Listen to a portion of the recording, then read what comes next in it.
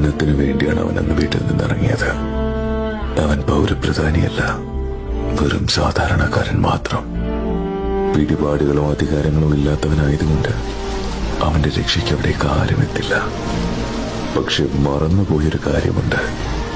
അവന് ജന്മം നൽകിയത് 1000 ചരിത്രങ്ങൾ സൃഷ്ടിച്ച മണ്ണാണ്. ഭൂമിയുടെ അടിവേര് പിഴുതെടുത്ത പ്രളയത്തിന് നേരെ നെഞ്ചു വിരിച്ചവർക്ക്, സോഷ്യൽ മീഡിയ കൺട്രോൾ റൂമുകളാക്കിയവർക്ക്, കൂടപ്പിറപ്പിനെ മരണത്തിൽ നിന്ന് കൈപിടിച്ച് കയറ്റാനുള്ള കരളുറപ്പുമുണ്ട്. കാരണം അകപ്പെട്ടവന്റെ മണ്ണ് കേരളമായി പോയി. വളയം പിടിക്കുന്നവന് വാഹനമാണ് അവന്റെ പടച്ചോൻ.